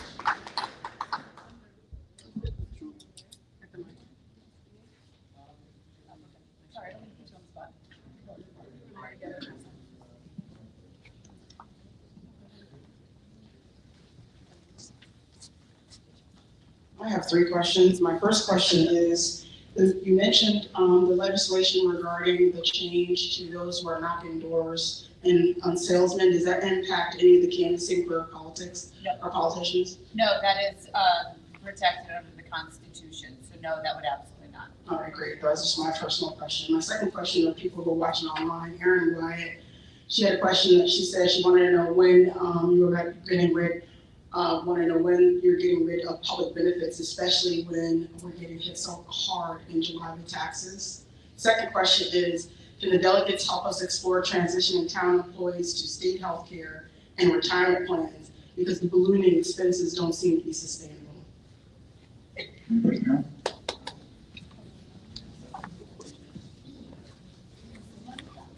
I missed some of that. What was the second? Can you repeat the second question? It's, The second can you help question was explore the public benefits charge on the electric bill. right, the public benefits charge? The second one is about the ballooning healthcare and retirement. Can we transition all the town employees onto the state plan as opposed to a town plan? So the public benefits charge, I want to unpack that a little bit. There's a lot of different things in the public benefits charge. And like I mentioned before, there's a proposal that Senator Fonfara introduced to take a lot of those charges and have the state bond for them. Now, the governor pushed back and said, you're really just moving things around. And if you're bonding for it, you're also incurring the carrying costs, the interest costs on all the things that you're bonding. That said, I think there's some distinctions that I would make. One is if you have these recurring programs like the energy efficiency program, well, they'll come to your home, they'll do an audit, they'll help with energy saving measures that can immediately lower your bills, helps with air pollution, helps with climate change. That kind of recurring cost would be really disruptive to bond for, because every couple of years, those bonding decisions are subject to the decisions of the legislature. So it introduces a lot of uncertainty. There are some things that are in the public benefits charge, though, that are these big one-time costs. One of the legislators was referring to it as the rat that's moving through the snake. So you might think of, during COVID, we had a 4-year hiatus for some folks, reprieve on utility bills, right? There was a moratorium on cutoffs for utility bills. And I think that started for good reasons. I think it maybe went on a little too long. As a result, there's a large bump in arrearages. So something like that, I think it would make a lot of sense to bond for.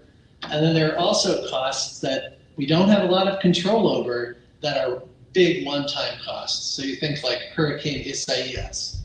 Well, the utilities' priority, rightly, is to get the power back on, and they're going to do everything they can and incur a lot of costs to do that. Those kind of storm costs, you can make a really good argument for bonding for, because if you bond for it, or if the utility bonds for it, then they don't get a return on equity for their shareholders, so you can cut that cost out. So I do think there are some ways that we could look at those pieces of the public benefits charge and move those over to bonding, and it would make financial sense. But I think if we hamstring our energy efficiency programs or throw our solar programs out the window, we're going to be looking at much higher costs, because we're going to need to invest in big transmission lines and additional power plant capacity. That's a lot more expensive than investing in energy efficiency and the energy you don't use. So that would be my quick take on like the issue of the public benefits charge.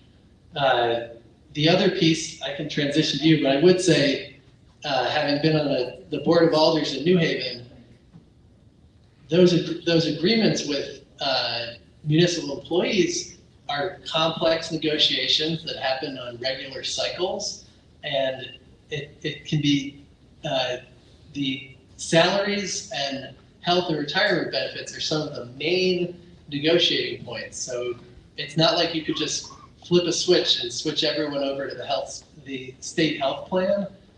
And in a lot of cases, unfortunately, municipalities have shifted to much less generous benefits than the state employees get.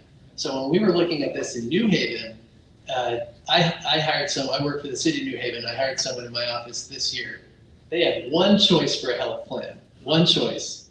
And that was a high deductible health plan with a health savings account.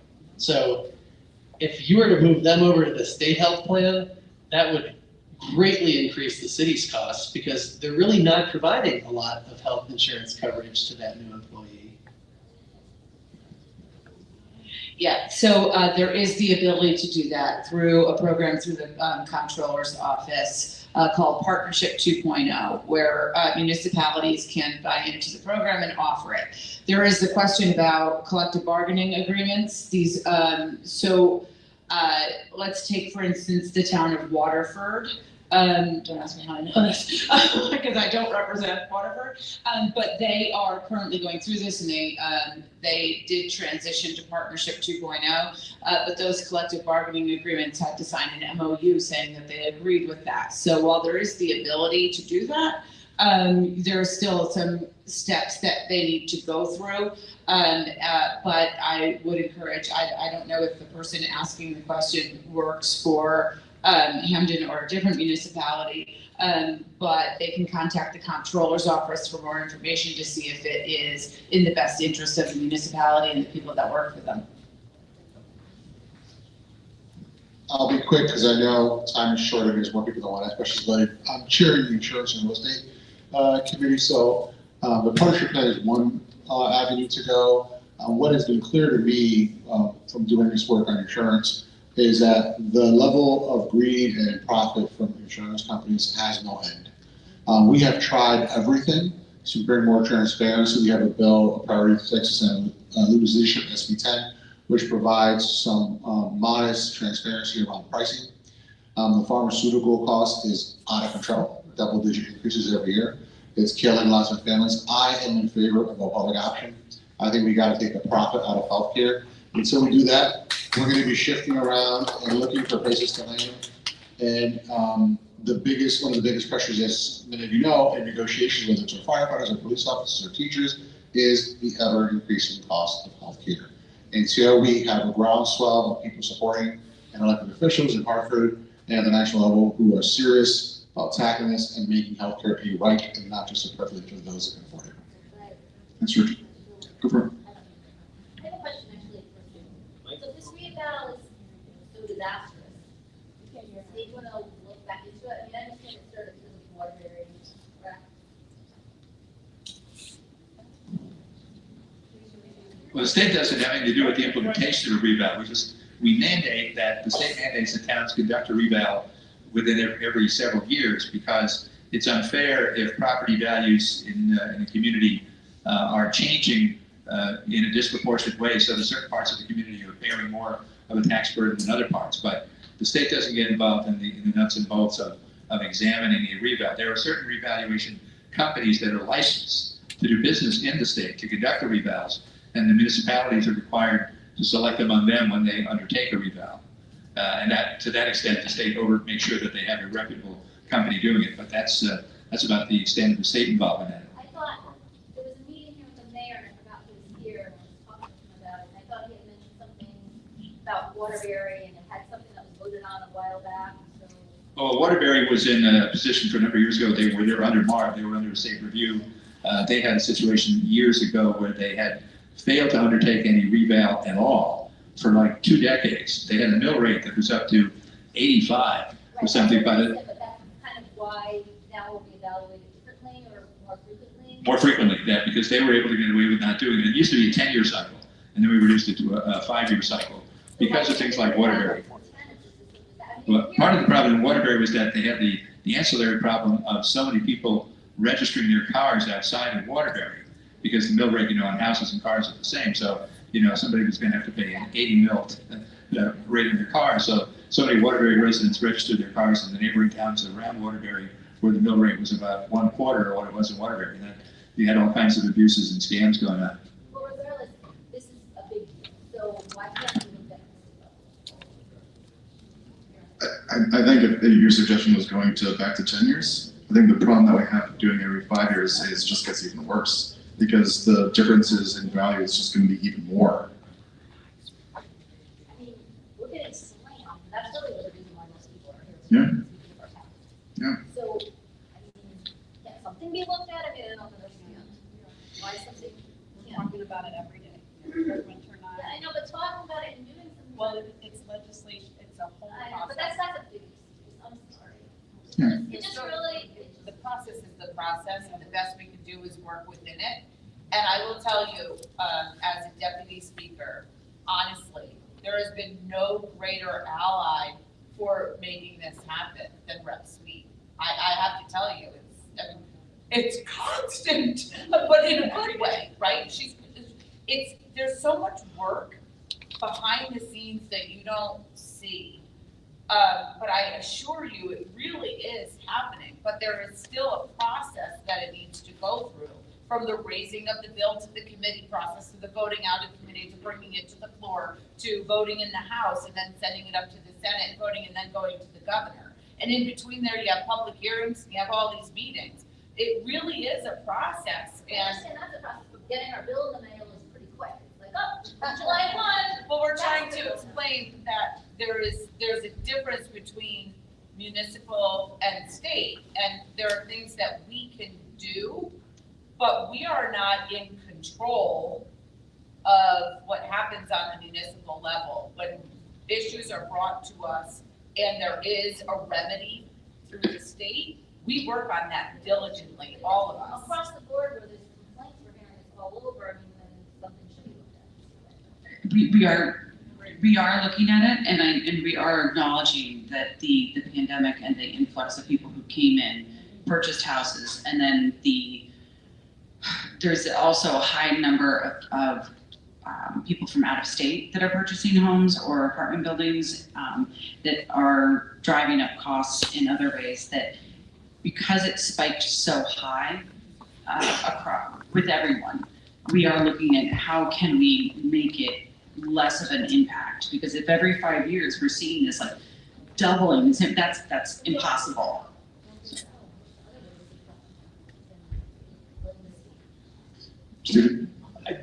I do want to just call attention again to this spreadsheet. And I'm not going to take any credit for it because all this stuff happened before I got to the legislature, but some of these are really big deals that involve building coalitions across the whole state. So like the tiered pilot and the motor vehicle tax reimbursement and the education cost sharing collectively, that's $30 million additional dollars over 5 years that the delegation was able to bring to Hamden. So that would be, but that's going right into the town's budget. So if a mill in Hamden is about $5 million, and I don't mean this to be threatening in any way, but I'm just saying in another world where these changes hadn't happened, you could be looking at another 6 mills, and that would make this problem even worse. So I point that out just to say that the whole delegation really cares and is really trying to bring more resources to bear to lower the burden on local taxpayers. And that's part of the tax reform that Rep. Elliott's been talking about. And I think in this next budget, one of the big priorities is around increasing funding for special education, which is a really big cost for Hamden. And hopefully that will help in mitigating the changes in the property tax level. And the more I'm not the best person to speak to that, but I will say the other things that we've been talking about in addition to talking to the town government about a phase-in of the revaluation is that idea of whether you could delay the implementation of the reval for a year to help give us some more time to figure out how to navigate this, because we do acknowledge how difficult the situation is. Well, the legislative session ends June 4th, so that's kind of when the bell rings and everybody goes home. So that will be resolved one way or another by then. I feel confident about that. So we have a couple more questions. We have about 10 minutes left. We'll get to the 3 people, and then we'll be done. I just want to let's keep this moving so that we can respect everybody's time. There's gonna be 1, 2, and then 3, and then we'll close it out. So go for it in the back. No, hold on. You're gonna go third, and that's gonna be back there as me first. I couldn't hear the last woman, so I apologize if any of her questions, or I'm going to repeat any of her questions, but I understand on a state level you don't get involved with municipalities. I can respect that, but I have a question regarding, let me rephrase this. What happens, where do the townspeople go when they've lost faith in our government on a local level? Where do we go if it's not at the state level? So if we want to turn to someone for help, I understand that MARB is not a good idea, so that's fair. I understood what you were saying about that. But what about a forensic audit? What is the difference between having MARB get involved and having a forensic audit done in our town? We are the townspeople. We are paying these taxes. We want to know where our money is going if we've lost faith in our local government. So where do we turn for help if it's not you all? Lori, you want to answer that? I have the joy of also sitting on the legislative council, so we're in budget right now. It's a joy. We're meeting 3 to 4 times a week, and I would encourage you to come and talk to us. And if you do not like the answers that you're getting there, I would encourage you to go to your Democratic or Republican town committee and get involved and run for office. We're gonna be doing municipals this summer. There's Board of Ed openings, town council openings. We have wonderful boards and commissions that have openings. I've chaired in the past the environment committee, so there's 7 of those. Get involved. I started going to budget hearings in 2018 because I didn't like how things were being handled, and now I'm here. And then I was lobbying in Hartford. So anybody can do this, truly. It is a lot of time. This is my one night to see my family, so I saw them for a few minutes. It's okay. You know, just to give you some context, Monday night caucus for the LC. Tuesday night we're in session all day. Yeah. How do we request a forensic audit? How do we do that? Because I can go to all the meetings in the world, I still can't get that answer. No one in this town can. So if we can't get Mark to look at our finances, how do we have a forensic audit done in this town? I would refer you to our finance commission, and we have a new chair, we have new members. I think they met last night, and lobby them. Senator, how can we do that at the state level?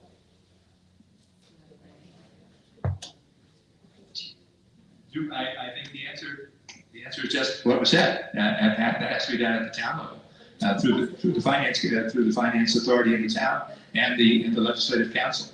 That's what happens. And one of the, unless a municipality is under the control of MARD, you're not going to get that kind of state oversight. And Hamden situation does not yet meet the MARD definition. Although there are different tiers in MARD, but like West Haven and others, the situation there was more dire.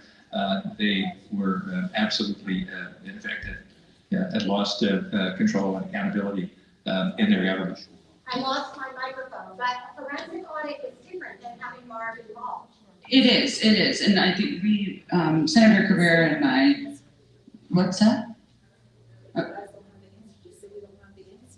Well, we did give you an answer, and so a forensic audit can be helpful, but a lot of times, that is the step before MARC, and it could be used to identify everything, but it's often implemented when there's a clear case of fraud. Not always. Not always. Not always. Not always. A lot of times a forensic audit might identify fraud, but that doesn't mean that's why we want a forensic audit. We're the townspeople paying the taxes, we want to know where our money's going, and we've lost hope, we've lost trust in our local government. We can't get answers from them, they don't reply to emails, they don't, so we want to know, because you are our state representatives, we want to know who at the state level we go to, because someone had mentioned that we have to do a forensic audit at a town level. That defeats the purpose. If we don't trust the town, how do we trust the town to do a forensic audit in an honest? Yeah, I totally hear you. I completely hear you, but I think that. Because I don't have a microphone. Got you. I got you. No worries about that. When you do a forensic audit, the town itself doesn't do it. They would have to hire an outside company to investigate. And I'll give you just a real quick, for example, in the town of Cheshire, we have an animal control issue. And so the council, in order to get to the bottom of it, has hired an outside firm to do the investigation. And once you hire the outside firm, it's hands off. There's no discussion until the results come in.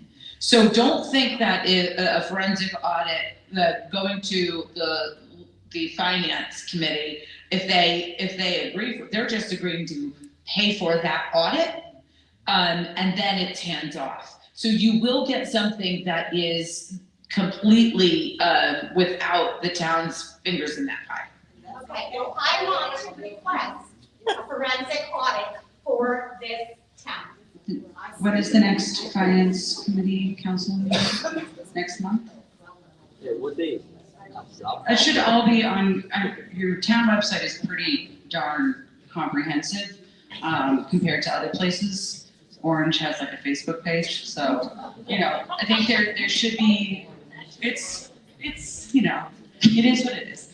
So there should be information about when the next meeting is, and that's something that you can talk to your town council member, about having them bring something up. I know, again, well, I'll just leave it at that, because I know we're running out of time. For May 19th, 2025, 7:01 PM, the agendas were posted. You can get emails for them, and they will tell you when they come up. And what if they get out of it? You're on, right? I'm not on it, I'm on the council. Who's on?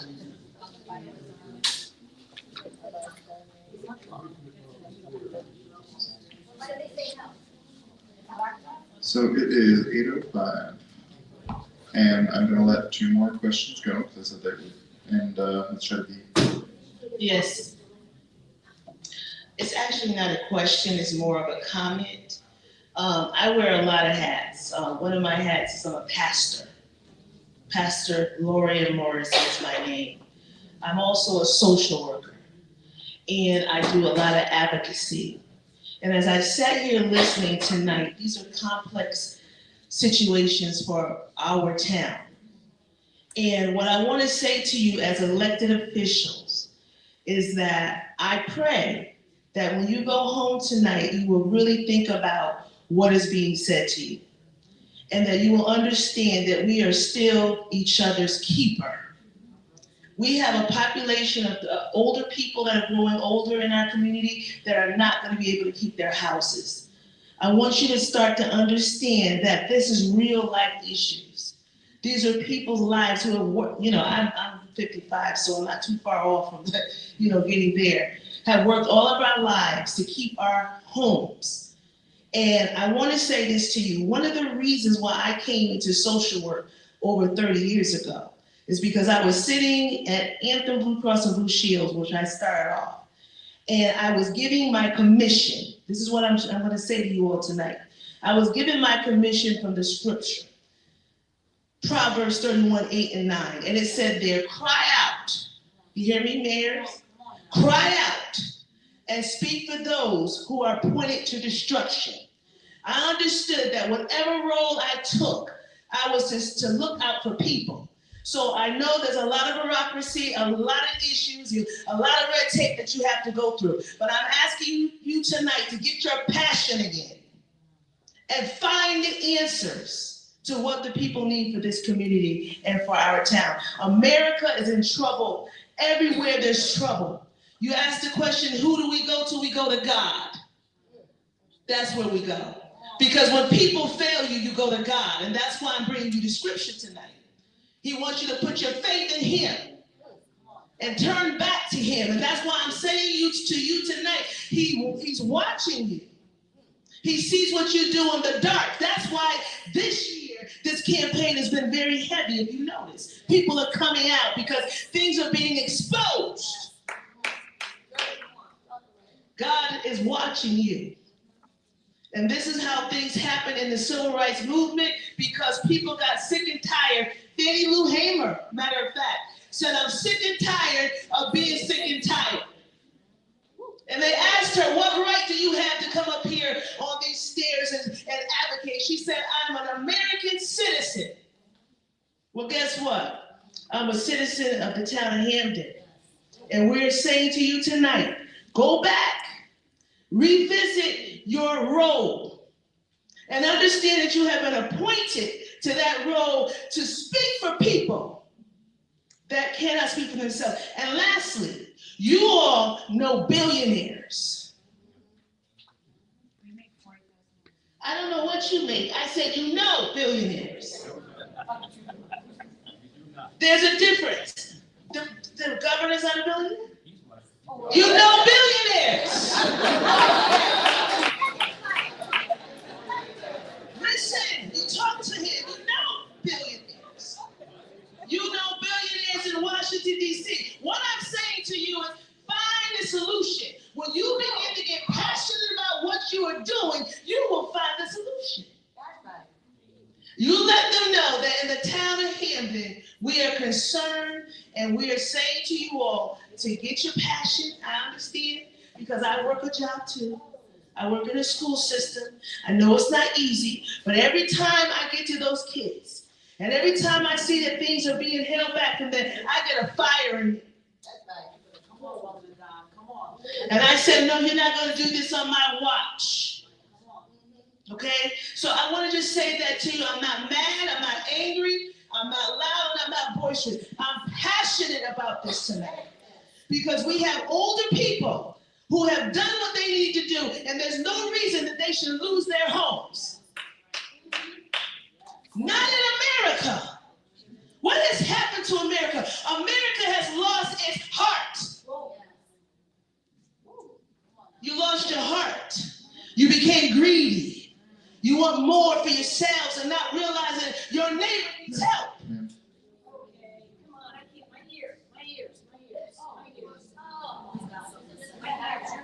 Listen, that's all right, sweetheart. That's all right. That's all right. This may not be for you, but those that hear me can hear me good. All right, we're going to start closing. Did you ask your question? Thank you. Thank you all for coming out. All of our. There are more questions? I just want to say something real quick. First, I want to thank all of you for coming out on a Friday evening. What we did here tonight was messy, emotional. I know there's disagreement, but at a time when our democracy is literally under attack, please go home and remember that this is one of the best countries in the world. We have the privilege of gathering on a Friday night, having robust, honest conversations, disagreeing with each other. This is something not to be taken for granted, and I'm looking forward to doing this again with you all. Thank you, everyone.